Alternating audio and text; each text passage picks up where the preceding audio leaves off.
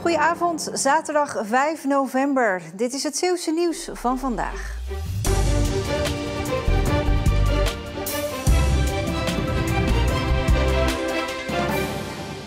De havens van Vlissingen, Terneuzen en Moerdijk krijgen van het Rijk 4 miljoen euro extra per jaar om drugssmokkel aan te pakken. Het geld zou vooral geïnvesteerd moeten worden in opsporing en toezicht, in nieuwe technieken voor controles en toegang bijvoorbeeld. Ook andere logistieke knooppunten krijgen extra geld, zoals Schiphol. Minister Jezielgus wil Nederland zo onaantrekkelijk mogelijk maken voor drugssmokkel. De haven van Rotterdam krijgt het viervoudige, die krijgt 16,5 miljoen. Is Zeeland voorbereid op oorlogsdreiging? Schuilkelders zoals deze in Terneuzen en Middelburg bestaan niet meer. En maken Zeeuwen zich eigenlijk zorgen over een mogelijke oorlog? Uiteraard, ja? Absoluut, ja. En waar denk je dan aan?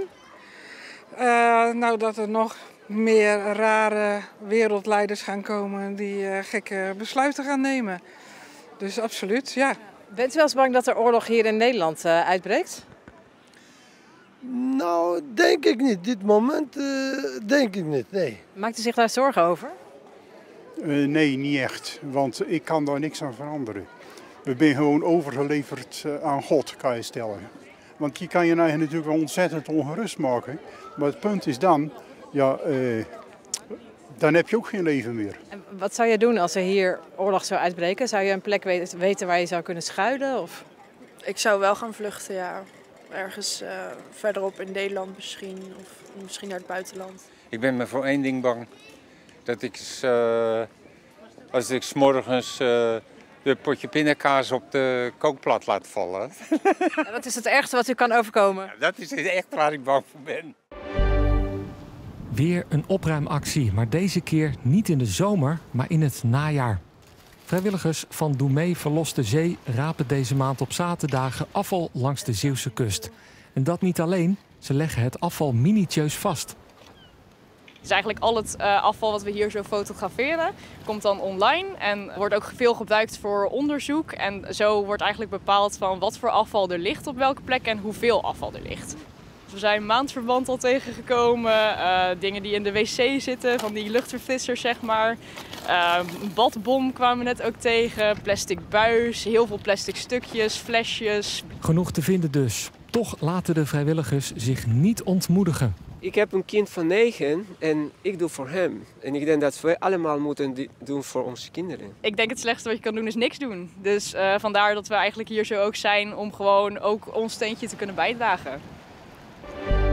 Het schoolplein van CBS De Wissel in Vlissingen ging vandaag op de schop. Tegels werden gewipt en houtsnippers aangevoerd. Maar waarom dat werd gedaan? Dat weet ik niet. Je weet eigenlijk niet waarom je dit doet? Nee, niet echt. Maar nee, dat weet ik niet echt. Maar het is wel een gokje voor een groenere tuin, een beter, met meer natuur. En die gok is juist. Het schoolplein moet vergroenen en daarom komen er meer planten en bomen op het plein. Ik vind dat heel belangrijk. Waarom vind je dat zo belangrijk? Ja, want de ozonlaag die wordt steeds dunner natuurlijk. En dan kan het ook niet goed komen. Ik heb eigenlijk al heel veel van deze tuin hier neergezet. Heel veel planten. Een dagje zwaar werken in het weekend dus. Ja, hartstikke zwaar werken. Ja. Je moet ook alles optillen en neerleggen. Dus dat is wel echt heel zwaar. Hou je dat wel vol? Ja, dat lukt me wel. Doe je dat altijd met een rugtas op? Nou, niet altijd. Je vindt het niet erg om je weekend hiervoor op te geven? Nee. Wat doe je normaal in het weekend? Met mijn vriend spelen. Een beetje voetballen, heel soms met mijn vriend. Of gewoon een tent opbouwen. Maar wat zit er in de rugtas? Mijn lievelingsknuffel. Heb je al spierballen? Ja. Mag ik ze zien? Kijk. Ah, en die helpt jou bij de klus? Ja. Morgen wel gewoon weekend en dan maandag weer spelen op een net iets groener schoolplein. Voetballer Dano Laurens heeft het steeds beter naar zijn zin bij Sparta Rotterdam. De 18-jarige Middelburger werd vorig seizoen topscorer en kampioen bij Kloetingen. En daarmee verdiende hij een transfer naar de eredivisionist. Het was natuurlijk even wennen, de stap. Het verschil is heel groot, vooral hier op de trainingen. Je merkt dat van 2 keer trainen naar 4 keer trainen, plus nog 2 extra krachttrainingen, is het een tandje zwaarder. Maar nee, het bevalt me heel erg. Ja. In het begin moest Laurens wel even wennen aan de harde Rotterdamse mentaliteit. Bij Kloetingen was het, weet je, prima, een foutenbal oké, maar hier word je bijna verrot gescholden. En dat moet ook. En dat is de cultuur, dat is eigenlijk alleen maar goed. Denk ook voor mij. De aanvaller speelde aanvankelijk vooral wedstrijden in de onder 18. Maar vorige week maakte hij zijn debuut bij Jong Sparta in de tweede divisie. Het was wel echt even echt mannenvoetbal. Je wordt op je enkels getrapt. Ze zitten echt kort op je. Natuurlijk in 7 wedstrijden 10 goals. In de onder 18 is nog steeds goed. Maar ja, het is nog niet het niveau waar je het wilt laten zien. Zijn debuut bij de belofte smaakt dus naar meer. Uiteindelijk heeft Laurens maar 1 echt doel bij Sparta. Zo snel mogelijk naar de 1 toe. Dat is natuurlijk voor iedereen zijn plan. Maar ja, daar ga ik natuurlijk alles aan doen.